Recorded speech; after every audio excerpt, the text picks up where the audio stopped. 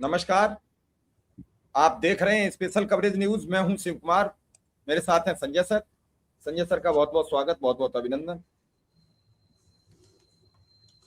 बार बार RSS को लेकर सवाल उठ रहे थे, देश में उठ रहे थे, विदेश में उठ रहे थे। बीते दिनों कनाडा में यह सवाल उठा कि आरएसएस के प्रमुख मोहन भागवत को आने नहीं दिया जाएगा। वहां यह भी कहा गया कि आरएसएस पर बैन लगाओ। इससे पहले एक अमेरिका की संस्था है, उसने अमेरिकी सरकार को लिख दिया कि आरएसएस पर बैन लगाओ, जबकि इन सभी देशों में आरएसएस का रजिस्ट्रेशन है। भारत में रजिस्ट्रेशन को लेकर लगातार कर्नाटक की सरकार ने सवाल उठाया और 13 अगस्त को विधिवत एक विधेयक पास कर दिया। किसी भी सरकारी इमारत यानी पार्क, स्कूल या खेल के मैदान में आरएसएस अब शाखा नहीं लगा पाए। इस खबर के बाद भूचाल आना तय था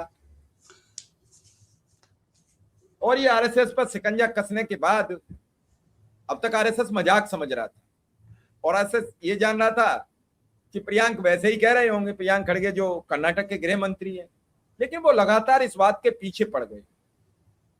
और अगर परमिशन लेनी होगी तो कागज दिखाने पड़ेंगे कि कौन सा संस्थान, कौन सी संस्था वहां काम कराना चाहती है। अब मामला बड़ा उलझन भरा हो गया। ऐसे ही अगर बात आगे बढ़ी और कांग्रेस और विपक्षी शासित राज्य 8-9 हैं, उन सब में अगर ऐसी लागू हो गई तो मुझे लगता है कि धीरे धीरे ये संख्या अभी 25 से 30% होगी, फिर संख्या बढ़ना शुरू हो जाएगी। क्योंकि भाजपा इस समय जिन राज्यों में सरकार है वो अपने अंतिम पायदान के उरोज पर है। इसकी संख्या गिरेगी तो अब बढ़ेगी नहीं। बढ़ सकती है तो एक राज्य और है अभी बढ़ने वाला, वो पंजाब है, अगर एन के एन प्रकार बढ़ जाए। बाकी तो राज्यों में उसी की सरकार है, उसी की सत्ता है, तो न बढ़ेगी और न घटेगी। घट सकता है मणिपुर, घट सकता है गोवा, घट सकता है उत्तराखंड, घट सकता है उत्तर प्रदेश। और अगर 3 राज्य घट गए तो एकदम चली जाएगी ये संख्या 40%। तो देखिए फिर क्या होता है। संजय सर, क्या है पूरा मामला? बहुत दिलचस्प है और आरएसएस पे बैन आसान नहीं था और आरएसएस पे बैन भारत में एक पुराना मुद्दा रहा है लंबे समय से और लगता और हटता रहा है।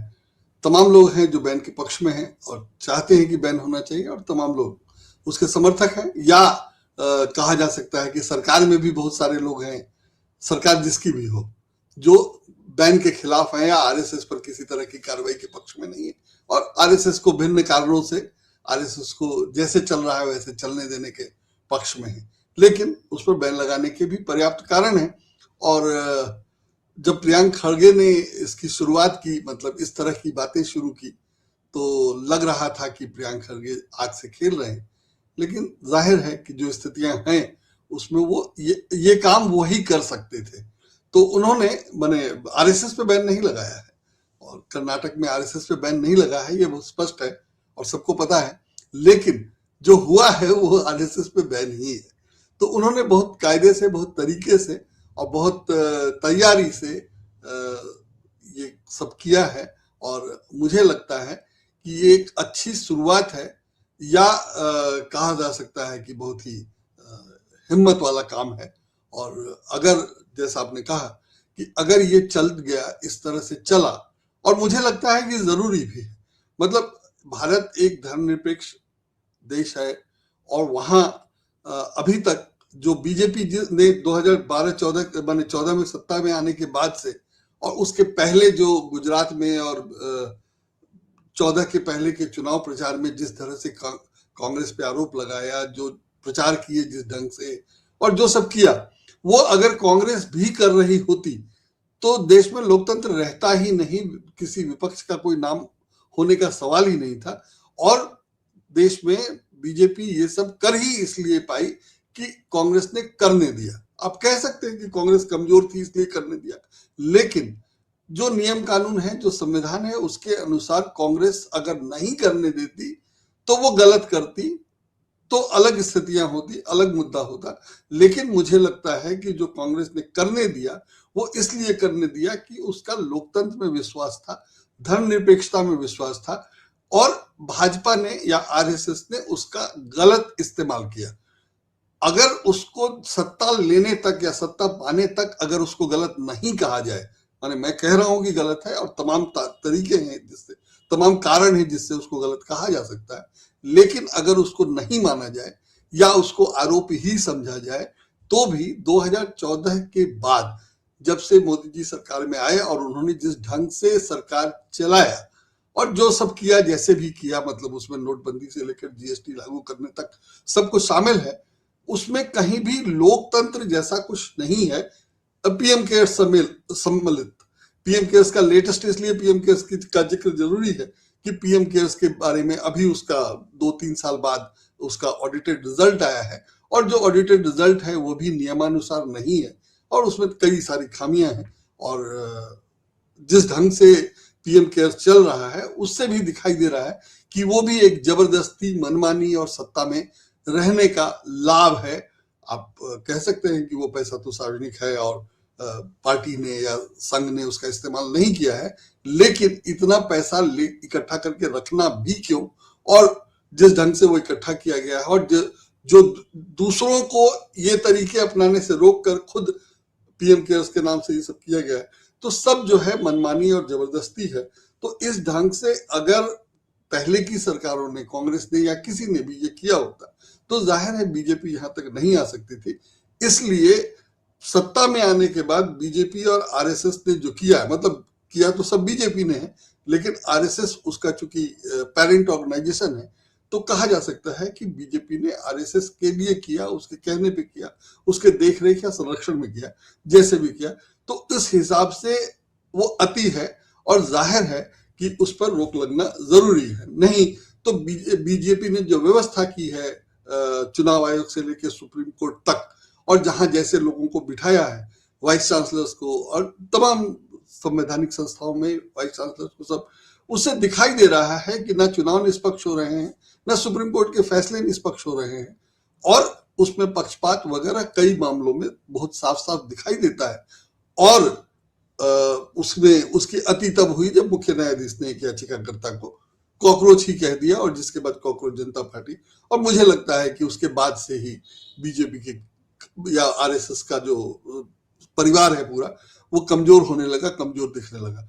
तो उस हिसाब से ये कर्नाटक में जो किया गया है वो एक बड़ी शुरुआत है, एक गंभीर शुरुआत है, और चूंकि उसमें आरएसएस का कहीं नाम ही नहीं है इसलिए उसका विरोध भी नहीं किया जा सकता है। हालांकि बीजेपी वालों ने एतराज किया है, लेकिन उसका विरोध कर नहीं सकते।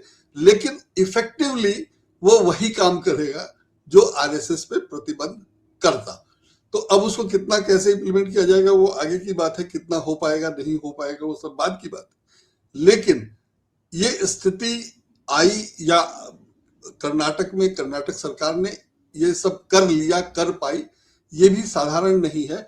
वरना कुछ चुनाव पहले बीजेपी की कांग्रेस की सरकार बनी थी और बीजेपी ने विधायक खरीद के सरकार गिरा दिए थे, फिर जो जिन लोगों ने दल बदल किया वो बीजेपी के टिकट पे जीत गए, ये सब कर्नाटक में हो चुका है। तो जाहिर है कि बीजेपी की लोकप्रियता कम हुई है और बीजेपी जो करती रही है या जैसी राजनीति करती रही है उसका भी नुकसान हुआ है।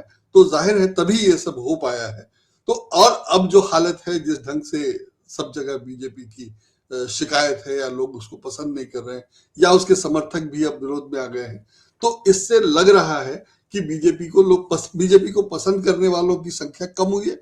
और अगर कम हुई है और उसमें ये एक महत्वपूर्ण फैक्टर होगा कि आरएसएस और बीजेपी ने सत्ता संभालने के बाद जो कहा था कि हिंदुओं की भलाई करेंगे, तो हिंदुओं का भला नहीं हुआ।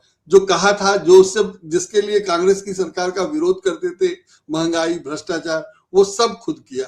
और आम आदमी के खिलाफ या आम आदमी को परेशान करने वाले जितने भी काम हो सकते थे वो सब हुए हैं। उसमें रैली में भाग लेने वालों को मॉनिटर से देखना, और अभी खबर थी कि चुनाव आयोग ने दिल्ली पुलिस को वोटर लिस्ट दे दिए, सबका पहचान दे दिया, डाटा इधर उधर हो रहा है, डाटा सुरक्षित नहीं है, से लेकर तमाम सारी चीजें, मतलब लाठी गोली से पिटाई करना प्रदर्शन करने वालों को, विरोधियों को जिस ढंग से बीजेपी ने कुचला है। और जाहिर है वो सब शिकार तो हिंदू ही हुए हैं, उसमें मुसलमानों का तो कुछ होना नहीं था, या जो हुआ वो उसके अलावा हिंदुओं को कम परेशान नहीं किया गया है। और तमाम सुविधाएं जो जनता की थी वो ले ली गई, और मुआवजा वगैरह जहां दिया जाता है वहां दिया नहीं गया। दो मीठे शब्द नहीं बोले गए, मुआवजा वावजा तो छोड़िए। तो ये सरकार की हालत है, और उसमें अगर उसकी लोकप्रियता कम हो रही है और उस पर ये इस तरह का बैन, माने इस तरह का नियम, बैन नहीं है, इस तरह का नियम जाहिर है कि बीजेपी के लिए या आरएसएस के लिए खतरे की घंटी है। तो हम लोग पहले उसको ये समझ लें कि वो है क्या मामला असल में, वो समझना जरूरी है कि इसको कितना चतुराई से या कितना प्रभावी ढंग से, चतुराई है इसीलिए प्रभावी है, और मोदी जी की भाषा में वो दिमागी नक्सल होना की परिभाषा में आ सकता है, लेकिन वो अलग चीज है, अलग मुद्दा है। लेकिन जो है वो ये है कि कर्नाटक सरकार ने the Karnataka regulation of use of government premises and public property bill 2026 को मंजूरी दे दी है। इस नए विधेयक के तहत सरकारी स्कूलों, कॉलेजों और जो भी सरकारी वो प्रॉपर्टी है, खेल का मैदान हो, सार्वजनिक संपत्ति हो, उसका उपयोग करने या वहां किसी भी प्रकार के आयोजन के लिए, सभा जुलूस के लिए प्रशासन से अनुमति लेना जरूरी होगा। तो माने उसमें शाखा भी शामिल है। वो इसलिए कि कर्नाटक हाईकोर्ट ने कहा था कि 10 से ज्यादा लोगों के का कोई कार्यक्रम हो, या जहां जिसमें 10 से ज्यादा लोग जुड़े हो, आने वाले हो, या 10 से ज्यादा लोगों का शामिल होना हो, तो उसके लिए अनुमति वगैरह लेना पड़ेगा। ये कर्नाटक हाईकोर्ट का मोटा मोटी इस तरह का एक आदेश था, जिसके बाद ये नया वाला अधिनियम पास हुआ है। तो अब हाईकोर्ट के आदेश पे कहा जा सकता है कि हाईकोर्ट के आदेश पर यह अधिनियम पास हुआ है। तो अब अगर 10 से ज्यादा लोगों के जुटने पर परमिशन लेना होगा, तो जाहिर है कि शाखा भी कैसे लगेगी, या शाखा के लिए भी परमिशन लेना। और जब परमिशन लेने के लिए आप जाएंगे, आवेदन करेंगे, तो उसमें ये सवाल होना ही है कि आप हैं कौन, तो कौन से संगठन का है, किस लिए साकार लगा रहे हैं, क्यों जुट रहे हैं, या ये 10 लोग किस लिए जुटेंगे, ये बताना पड़ेगा। और जाहिर है कि कुछ और नाम वाम देकर के, कुछ और आयोजन, कुछ और बहाना बना करके वो आयोजन हो सकता है। उस पर सरकार क्या करेगी, कब करेगी, उसको उससे कैसे निपटेगी सरकार, वो बाद की बात होगी। तो इसलिए वो प्रियंक खड़गे ने भी कहा है, मुख्यमंत्री ने भी कहा है कि वो आरएसएस पे नहीं है, लेकिन आरएसएस को अगर शाखा लगाने के लिए परमिशन लेना पड़ेगा, और 10 आदमी वाले मामले में लेना पड़ेगा, तो वो सिर्फ राज्य सरकार का मामला नहीं है, हाईकोर्ट का भी है। तो अगर परमिशन लेना पड़ेगा और उसको आरएसएस बताना पड़ेगा, तो परमिशन नहीं मिलेगा। आरएसएस नहीं बताएगी तो वो उसको दिक्कत होगी, जिसके लिए बाद में कार्रवाई हो सकती है, अलग कार्रवाई हो सकती है। तो इसलिए इसको महत्वपूर्ण माना जा रहा है, या इसीलिए ये चर्चा में है। तो राज्य सरकार राष्ट्रीय स्वयंसेवक संघ पर औपचारिक तौर पर प्रतिबंध नहीं लगाया है, लेकिन इस विधेयक का मतलब यही समझा जा रहा है, और भाजपा ने इसीलिए इसका ऐतराज और इसका विरोध किया है। मैंने ये चुनौती भी दी है कि आरएसएस पे प्रतिबंध लगा के दिखाइए। तो आरएसएस पे प्रतिबंध लगाने की जरूरत ही नहीं है, अगर इससे काम चल जाता है, या इसी से बहुत सारा काम चल जाएगा। तो आरएसएस पे प्रतिबंध तो तब होगा, लगाया जाएगा या लगाने के बारे में सोचा जाएगा, जब उसका कोई स्पेसिफिक उससे प्रॉब्लम होगा, या उसके खिलाफ कोई खास शिकायत होगी। तो जब तक नहीं है तब तक प्रतिबंध लगाने का कोई मामला नहीं है। लेकिन उसको नियंत्रित करने के लिए अगर कुछ जरूरी समझा गया, जिसमें 10 लोगों का जुटान भी शामिल है, और बीजेपी जहां सत्ता में है वहां ये सारा कुछ करती रही है। माने कॉकरोच जनता पार्टी को प्रेस कॉन्फ्रेंस करने के लिए जगह नहीं मिल रहा है, मीटिंग करने के लिए जगह नहीं मिल रही है। तो अगर कर्नाटक ने कहा है, कर्नाटक सरकार ने तय किया है कि हम भी नहीं देंगे, और हम भी उन्हीं को देंगे जिनको हम परमिशन देंगे, तभी मीटिंग हो पाएगी, तो मुझे लगता है कि कुछ गलत नहीं, जैसे को तैसा है, और ये होना ही चाहिए।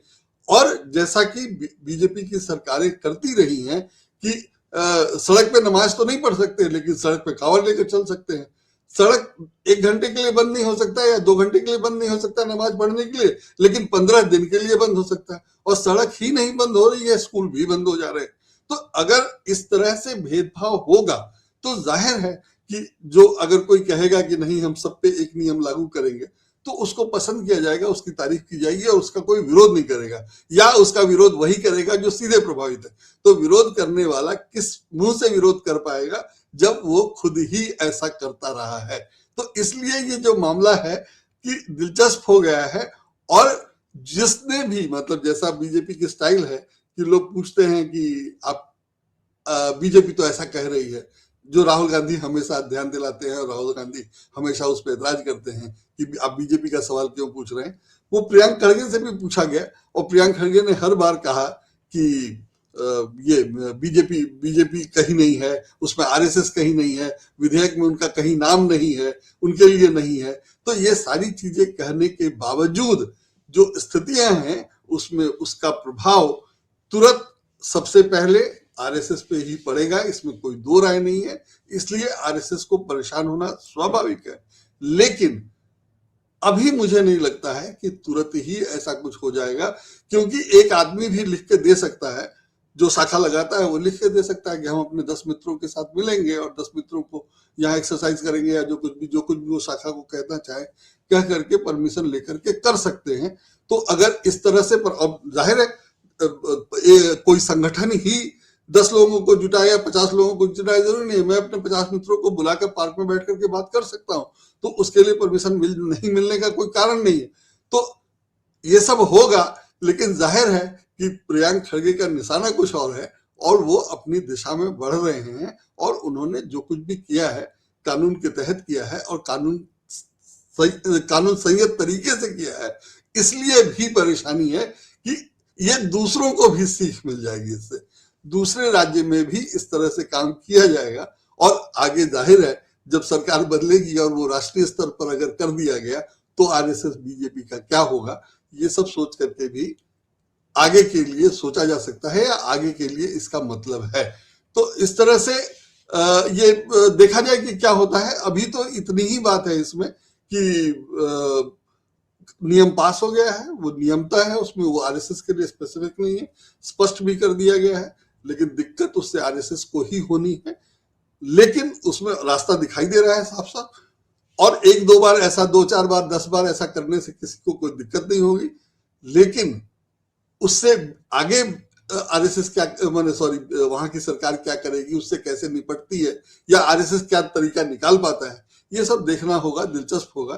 तो जो एक कह सकते हैं कि एक जो संघर्ष चल रहा था दोनों पक्ष में कि इसको कैसे रोका जाए और वो कैसे रोक लेंगे, तो अभी कहा जा सकता है कि एक पॉइंट कर्नाटक सरकार का हो गया है। अब देखा जाए कि इधर से क्या होता है, फिर उसके हिसाब से वो आगे करेंगे नहीं करेंगे, जो कुछ भी होगा, कर पाएंगे नहीं कर पाएंगे, वो बात। बिल्कुल सर, बिल्कुल सर। इस खबर को अब यहीं विराम देंगे और दर्शकों से पूछेंगे कि आरएसएस की रोक से आपकी क्या सहमति है या असहमति, हमें जरूर बताएं। फिलहाल संजय सर का बहुत बहुत आभार, बहुत बहुत धन्यवाद।